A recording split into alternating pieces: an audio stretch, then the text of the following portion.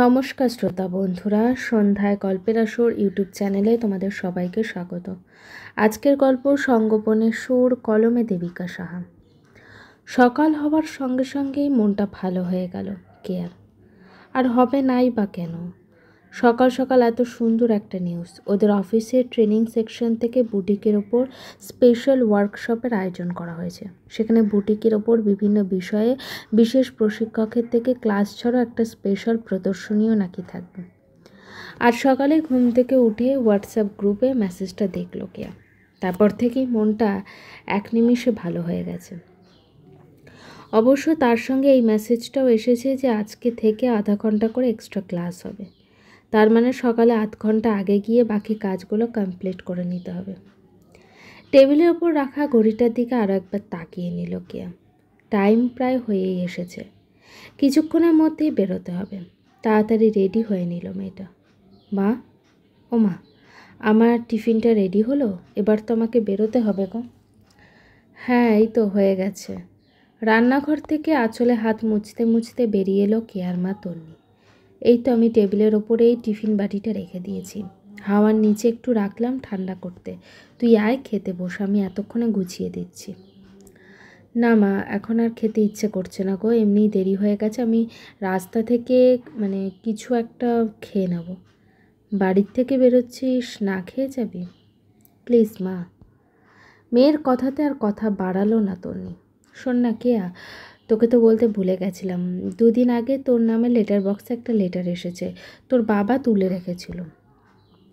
আমার নামে লেটার? আচ্ছা ঠিক আছে, রাতে এসে দেখব। এখন একটু তাড়া আছে মা, বেরোতে হবে। অর্চি, এই এক্সিকিউটিভ অ্যাডভার্টাইজমেন্টের দায়িত্বটা তুই পারবি তো একা সামলাতে? আরে চিন্তা করছিস কেন? এতে আমি ঠিক সামলে নেব, তুই নিশ্চিন্তে থাকিস। মাইক্রোসফট পিপিটি আর পোস্টার বানানো তো আমার প্যাশন, এটা তুই ভালো করেই জানিস। আর আমি এই ব্যাপারে একদম ফেলে দেওয়ার মতোই নই, কিছুটা পারদর্শীও বলতে পারিস। অর্চির বরাবরই নিজের প্রতি একটা কনফিডেন্স আছে, যেটা অঙ্কনের খুব ভালো লাগে। আচ্ছা শোন না, তবে এই কাজে আমি আমার সঙ্গে আমার দুজনকে নিতে চাই, আমাকে একটু হেল্প করার জন্য। আরও দুজন? কে তারা? তোর কোনো বন্ধু? না না, বন্ধু নয়, ভাই আর বোন। মানে? অরণ্য আর অত্রি। অর্চির মনে মনে কী চলছে সেটা একটু হলেও বুঝতে পেরেছে অঙ্কন, তাই আর না বলল না। আচ্ছা শোন, এখন রাখছি ফোনটা। আমাকে এখন আবার মায়ের সঙ্গে একটু বেরোতে হবে, গয়নার দোকানে যাবে যাবে করে মাথা খারাপ করে দিচ্ছে। এখন না গেলে নাকি কাজ এগোনো যাবে না। রাগ করছি। হঠাৎ করে অঙ্কনের পিছু ডাকাতে একটু অবাকই হলো অর্চি। হ্যাঁ রে বল, কিছু বলবি? আমাদের বিয়েটা তবে শেষমেশ হচ্ছে বল। আমি তো ভেবেছিলাম। বাকি কথাটা শেষই করতে পারলো না ছেলেটা। ফোনের অপর প্রান্তে চুপচাপ, শুধুই তীব্র দীর্ঘশ্বাসের আনাগোনা। এখন ওসব কথা বাদ দে না অঙ্কন।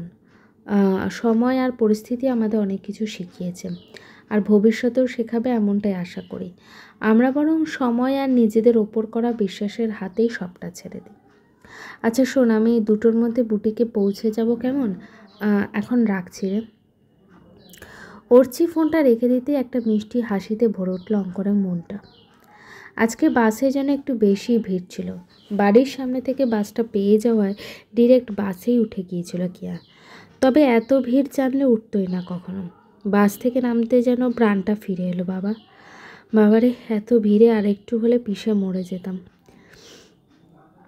স্ট্যান্ডে নেমেই ব্যাগ থেকে জলের বোতলটা বের করে ঠকঠক করে জলটা খেয়ে নিল কে। আরে সামনে একটা জটলা মনে হচ্ছে। বেশ কয়েকজন লোক ঘিরে দাঁড়িয়ে আছে জায়গাটায়। কি হয়েছে? দেখে তো মনে হচ্ছে কিছু হয়েছে। একবার কি যাবো ওখানে? কি একটা মনে হতেই ঘড়ির দিকে তাকিয়ে সামনের দিকে এগিয়ে গেল। হ্যাঁ দাদা, এখানে কি হয়েছে এত লোক? আর বলবেন না দিদি, একজন লোক বাইক অ্যাক্সিডেন্ট করেছে। অবস্থা মনে হচ্ছে ক্রিটিক্যাল নয়, তবে মাথায় একটু চোট লেগেছে। রাস্তায় বেরিয়ে কি অবস্থা বলুন? ভিড়ের মধ্যে থেকে একজন লোক কথাটা বলল। কি মুশকিল। ভিড় ঠেলে সামনের দিকে এগিয়ে গেল কে। একজন লোক উল্টো দিকে ফিরে বসে আছে। বাইকটা পাশে পড়ে আছে। মাথা থেকে যথেষ্টই রক্ত বেরোচ্ছে লোকটার। মনে হয় কপালটা কেটে গেছে। আশেপাশের লোকগুলো অ্যাক্সিডেন্ট বলে ভয়ে কেউ এগোচ্ছে না, নিজেদের মধ্যে গুনগুন করে আলোচনায় ব্যস্ত। লোকটা উল্টো দিকে ঘুরে রয়েছে, মুখটা দেখা যাচ্ছে না।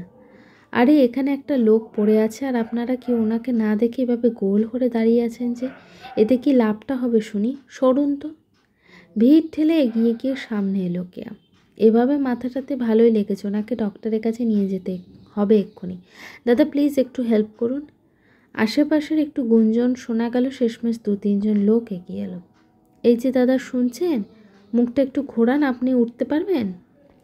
ওনাকে একটু হেল্প করুন দাদা, উনি হয়তো একা পারছেন না। ধরাধরি করে লোকটাকে ধরল সবাই। তবে এই মুহূর্তে ওই অচেনা লোকটার সঙ্গে মুখোমুখি হতে একটা চীনা ভয় মনে মনে ভীষণ রকমের ধাক্কা খেল কেয়া। এই মুহূর্তে লোকটাও ভীষণ রকমই অবাক হয়েছে কেয়াকে তার সামনে দেখে। দিদি চলুন, সামনে একটা প্রাইভেট ক্লিনিক আছে, ওনাকে নিয়ে যেতে হবে এক্ষুনি। কেয়া যেন এখন একটা ঘোরের মধ্যে রয়েছে। লোকগুলোর কথা শুনে হুঁশ ফিরল। হ্যাঁ চলুন, আমি একাই যেতে পারবো, থ্যাংক ইউ আপনাদের সবাইকে। আমার খুব বেশি লাগেনি, সরি আপনাদেরকে এতটা ব্যতিব্যস্ত করার জন্য। এক নাগাড়ে কথাগুলো বলে একটু থামলো ছেলেটা। ভিড়টা আস্তে আস্তে হালকা হয়ে গেল। একে অপরের দিকে তাকিয়ে কী সব বলতে বলতে এদিক ওদিক সবাই চলে গেল।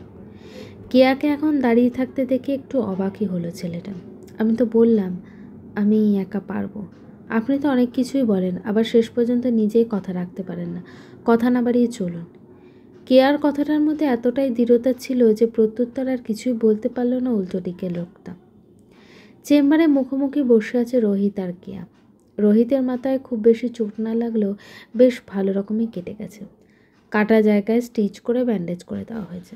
আপাতত 10 মিনিট বসে তারপর যেতে বলেছেন ডক্টর। সাধারণত এই সমস্ত ক্ষেত্রে মাথা ঘোরানো বা দুর্বলতা আসতে পারে কিছুক্ষণের মধ্যে, তাই একটু বসে তারপর আবার হাঁটাচলা করা। বেশ কয়েকটা ওষুধ লিখে দিয়েছে। প্রেসক্রিপশনটা নিয়ে কেয়া সামনের ফার্মেসির দিকে এগিয়ে গেল। ওষুধগুলো নিয়ে এসে প্যাকেটটা নিজের ব্যাগে রাখলো। আমার মনে হয় এবার আমরা এগোতে পারি। আপনার শরীর ঠিক লাগছে তো? মানে দুর্বল লাগলে আমায় বলুন, আমরা একটু অপেক্ষা করেই যাব।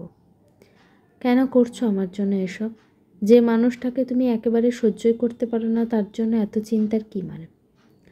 এতক্ষণে রোহিতের মুখটার দিকে ভালো করে তাকালো কেয়া। লোকটার চোখ মুখ কেমন যেন শুকিয়ে এসেছে। শরীর দুর্বল হওয়াটা স্বাভাবিক। চোখের নিচে কালি দেখে তো মনে হচ্ছে রাতে ঘুমোয় না মানুষটা। ওর দিকে তাকিয়ে আপনা আপনি একটা অদ্ভুত চিন্তার সাগরে ডুবে গেল কেয়া। কী হলো, উত্তর দিলে না যে? কেন ভাবছো আমার জন্য এত? আমি তো তোমার কেউ নই। ঠিক বলেছেন, একেবারেই ঠিক বলেছেন। কেউ হন না আপনি আমার, কিন্তু কি বলুন তো, এটা একটা বেসিক হিউম্যান রেসপন্সিবিলিটি। তবে সেটা বোঝার মতো ক্ষমতা আপনার নেই। এনিওয়ে, আপনি মনে হয় এখন বেটার ফিল করছেন, একা একাই চলে যেতে পারবেন। ঠিক আছে আসুন, তবে আমি আসছি। কথাটা বলে আর অপেক্ষা করলো না কেয়া, সামনের দিকে এগিয়ে গেল। কেয়ার যাওয়ার দিকে এক দৃষ্টিতে তাকিয়ে রইল রোহিত। তুমি কি আজও আমার কথা ভাবো কেয়া? তোমার মনে কোথাও কি এখনো আমি আছি? না না, কিসব ভাবছি আমি, এটা হয় কি করে? আমি স্পষ্ট দেখেছি তোমার চোখে আমার জন্য ঘৃণা। আর তুমি নিজেই এইমাত্র বলে গেলে যে কেউ হও না আমি, মানে কেউ হই না আমি তোমার। অবশ্য ভুল তো কিছু বলনি। যে লোকটা তোমার এত বড় ক্ষতি করতে পারে তার সম্পর্কে এমন ভাবনাটাই তো খুব স্বাভাবিক। কথাগুলো ভাবতে ভাবতে একটা দীর্ঘশ্বাসে ছাপ দেখা গেল রোহিতের মুখে। হন্তদন্ত হয়ে অফিসে ঢুকে সজোরে ডেস্কের ওপর ব্যাগটা রেখে দিল কেয়া। মাথাটা ভীষণ রকমের যন্ত্রণা করছে। একটা লোক এতটা খারাপ কি করে হতে পারে? আজ যেন চোখে আঙুল দিয়ে দেখিয়ে দিল। লোকটা যে কেয়া, তুমি বরাবরের মতো আবারও ভুল করলে। ওই মানুষগুলো শুধু নিজেকে ছাড়া কিচ্ছু বোঝে না, কাউকে বোঝে না। কি ব্যাপার বলতো তোর? আজ কোথায় তাড়াতাড়ি আসার কথা, আর আজকেই তুই দেরি করলি? পাশের ডেস্ক থেকে মৌমি কেয়ার উদ্দেশ্যে কথাটা বলল। একবার ওয়াল ঘড়ির দিকে তাকিয়ে নিল মেয়েটা। সত্যিই দেরি হয়ে গেছে, অনেকটা দেরি হয়ে গেছে। আর সব ওই লোকটার জন্য।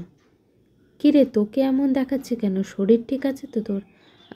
হ্যাঁ হ্যাঁ ঠিক আছে। আরে বাসে এত ভিড় ছিল না, তাই এরকম মনে হচ্ছে হয়তো, ওই জন্যই দেরি হলো রে। মৌমির প্রশ্নটার পরিপ্রেক্ষিতে কোনো রকম একটা উত্তর দিয়ে নিজের ডেস্কে কাজগুলো নিয়ে বসে পড়ল কেউ। বাস স্ট্যান্ডের সামনে দাঁড়িয়ে দাঁড়িয়ে আপাতত বাদাম আর ছোলা খেতে খেতে নিজের ধৈর্যটাকে একটু বেশি করেই পরীক্ষা নিচ্ছে অত্রি। উফ, কখন আসার কথা এই ছেলেটার, আর এখনও আসে না। এতদিন পর্যন্ত জানতাম মেয়েদের লেট হয়, আর ছেলেরা ঘন্টার পর ঘন্টা মেয়েদের জন্য অপেক্ষা করে। আর এখানে দেখো উল্টো কেস, হিরোইন এসে গেছে আধ ঘন্টা আগে, আর হিরোর কোনো সাক্ষাৎ নেই। ভালো ভালো, সাক্ষাৎ নেই তো কী হয়েছে, আমি আর ফোনও করবো না, যখন খুশি আসুক, যা পারে করুক, আমার কি। অত্রির এসব ভাবনার ভিড়ে একটা বাইক এসে দাঁড়ালো ওর সামনে। তারপর বাইকের আরোহী ব্যক্তিটি হেলমেটটা খুলে মিষ্টি হাসি নিয়ে ওর দিকে তাকালো। বাহ, বাইক নিয়ে তো হেভি স্টাইল দেখাচ্ছিস, আর আমি এখানে দাঁড়িয়ে দাঁড়িয়ে 10 টাকার ছোলা বাদাম শেষ করে আরও একটা কিনলাম। সরি রে, একটু দেরি হয়ে গেল, ভেরি সরি। একটু না মানে অনেকটাই, আসলে বুঝতেই পারছিস বুটিকে কত লোক, একটু সেজে না গেলে চলে বল? না না না না, একদম না, ওখানে তো সবাই বসে আছে তোকে দেখার জন্য, যত সব ঢং। শোন, আর কথা না বলে চল এবার, না হলে দিদিভাই আর অঙ্কনদার জন্য যে প্ল্যানটা করেছি না, সেটা কিন্তু আর হবে না রে। হ্যাঁ হ্যাঁ হ্যাঁ, চল। দুপুরের টিফিন ব্রেকের পর এখন ওয়ার্কশপের জন্য কাজ, প্র্যাকটিস এগুলো শুরু হবে। অঙ্কন এখন ভীষণ রকমের ব্যস্ত তার এমপ্লয়িদের একটু গুছিয়ে নিতে। Good afternoon Lord, so let's welcome everyone to our new project. এখানে আমরা সবাই একসঙ্গে কাজ করব। আপনাদের সবাইকে কিছু কিছু টাস্ক দেওয়া হবে বুটিকের ডিজাইনের ওপর, ওগুলো আপনারা চেষ্টা করবেন টাইমের মধ্যে কমপ্লিট করা। আর আমাদের এই টিমে আরও কয়েকজন নতুন মেম্বার আছে, চলুন তাদের সঙ্গে পরিচয়টা সেরে নেওয়া যাক। ও হলো অর্চিতা। আপনাদের যা কিছু কাজ রিলেটেড প্রবলেম আছে সব কিছু সবার আগে অর্চিতাকে বলবেন, ও অ্যাডভার্টাইজমেন্ট সেকশনে আছে। আর ওর সঙ্গে আরও দুজন আছে এই সেকশনে, অত্রি আর অরণ্য। অর্চিকে এখানে উপস্থিত প্রায় সবাই চেনে। আরেকজন নতুন টিম মেম্বার আছে আমাদের সঙ্গে, ও আপনাদের বুটিকের ডিজাইনগুলো দেখবে আর প্যাকেজিং স্টাইলটা। ও এক্ষুনি চলে আসবে, আমার সঙ্গে একটু আগেই ফোনে কথা হলো। কী হতে পারে এই কৌতূহলে এদিক ওদিক গুনগুন শোনা গেল। একটু পরেই লোকটা এলো, তবে এই মুহূর্তে তাকে দেখে অঙ্কন একটু চমকে গেল। কী রে, তোর কপালে কি হলো, ব্যান্ডেজ কেন? এই মুহূর্তে তাকে এখানে দেখে অঙ্কনের সঙ্গে সঙ্গে ভিড়ের মধ্যে থাকা আরেকজনও যেন অবাক হয়েছে, সেটা বেশ ভালোই বুঝতে পেরেছে লোকটা। একটু হেসে কোনো রকম ভূমিকা না করে অঙ্কনের প্রশ্নটা উত্তর দিল। বাইক নিয়ে পড়ে গিয়েছিলাম, লেগেছে অল্প একটু তাই, তবে তোর অফিসের কেউ একজন হেল্প করেছে আমার। কথাগুলো যে কে আর চোখে চোখ রেখে বলাই হলেও সেটা বুঝতে আর অসুবিধা হলো না মেয়েটার জন্য। এরকম একটা উত্তর শুনে অঙ্কন, অর্চি সহ এখানে উপস্থিত সবাই একটু অবাকই হলো। এই লোকটা চায়টা কি? আমাকে যে কোনো পরিস্থিতিতে ব্যতিব্যস্ত করা ছাড়া কি ওরা কোনো কাজ নেই? এই লোকটার সঙ্গে এখন ওয়ার্কশপেরও কাজ করতে হবে? কথাটা ভাবতেই একটা অজানা ভয়ে ঘিরে ধরল কেয়ার মনটা। গল্পটি কেমন লাগলো অবশ্যই কমেন্ট করে জানিও। আর আমার চ্যানেলে গল্পগুলো যদি তোমাদের ভালো লেগে থাকে, চ্যানেলটিকে সাবস্ক্রাইব করে পাশে থেকো। আর প্লিজ তোমাদের কাছে রিকোয়েস্ট করছি, গল্পগুলো শোনো। আমার ইদানিং কিন্তু চ্যানেলের রিচ খুব ডাউন হয়ে গেছে, যে কারণে ভিউজও কিন্তু আসছে না। আমি প্রত্যেক দিন তোমাদের নতুন নতুন গল্প বা ধারাবাহিক গল্পের পর্বগুলো দেওয়ার জন্য আমি নিজেও উৎসাহিত থাকি তোমাদেরকে শোনানোর জন্য। তো প্লিজ তোমরা গল্পগুলো শোনো।